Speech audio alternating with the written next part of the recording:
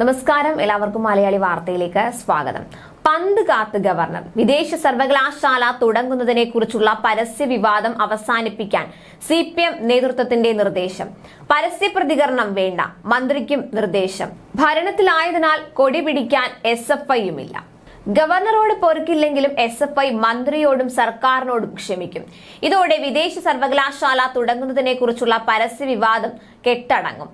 KSUക്കാർ രംഗത്ത് വന്നാൽ അപ്പോൾ നോക്കാം. അതേസമയം വിദേശ സർവകലാശാല തുടങ്ങുന്നതിനെ കുറിച്ചുള്ള പരസ്യ വിവാദം അവസാനിപ്പിക്കാൻ CPM നേതൃത്വത്തിന്റെ നിർദ്ദേശം.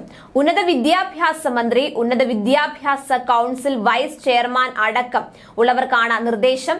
ബജറ്റിലെ നിർദ്ദേശം തങ്ങൾ അറിയാതെ എന്നായിരുന്നു മന്ത്രി R ബിന്ദുവിന്റെ പരാതി.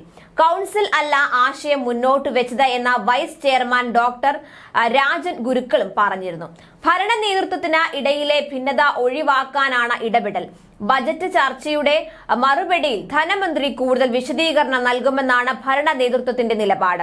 സ്വകാര്യ സർവകലാശാലയ്ക്ക് അനുമതി നൽകാനുള്ള നയം മാറ്റത്തിന് CPM നേരത്തെ രാഷ്ട്രീയ തീരുമാനമെടുത്തതാണ്. എന്നാൽ വിദേശ സർവകലാശാലയ്ക്ക് അനുമതി നൽകുന്ന 2023 UGC റെഗുലേഷൻ വന്നപ്പോൾ മുതൽ CPM ഉയർത്തിയത് വലിയ എതിർപ്പാണ്. പാർട്ടി ഒരു നയം രൂപീകരിക്കുന്നതിന് മുൻപാണ് ബജറ്റ് പ്രഖ്യാപനം. UGC റെഗുലേഷൻ വന്നതോടെ സംസ്ഥാനങ്ങളുടെ അനുമതി പോലും വിദേശ സർവകലാശാല ക്യാമ്പസ് തുടങ്ങാൻ വേണ്ട. പക്ഷേ ഇടതുമുന്നണി സർക്കാർ സ്റ്റാമ്പ് ഡ്യൂട്ടിയിലും വെള്ളത്തിനും വൈദ്യുതിക്കും വരെ ഇളവ് പ്രഖ്യാപിച്ചാണ് ക്ഷണിക്കുന്നതെന്നാണ് സവിശേഷത.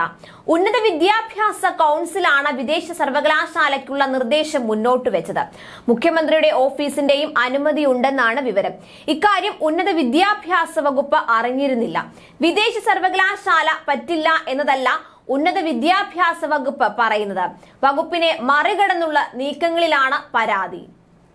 വിദേശ സ്വകാര്യ സർവകലാശാലകളുടെ അനുമതിക്കുള്ള നയരൂപീകരണ ചുമതലയും ഉന്നത വിദ്യാഭ്യാസ കൗൺസിലിലാണ്. വിദേശ രാജ്യങ്ങൾ സന്ദർശിക്കാനും കേരളത്തിൽ 4 കോൺക്ലേവുകൾ നടത്താനുമുള്ള ചുമതലയും കൗൺസിലിന് നൽകിയതിലും ഉന്നത വിദ്യാഭ്യാസ വകുപ്പിന് നിരസമുണ്ട്. വിദേശ സർവകലാശാലയുടെ കാര്യത്തിൽ ഇനി മാറ്റം വരണമെങ്കിൽ CPM കേന്ദ്ര നേതൃത്വം ഇടപെടണം. എന്തായാലും ബില്ല് വരുമ്പോൾ ഗവർണറുടെ തീരുമാനം അന്തിമമാകും.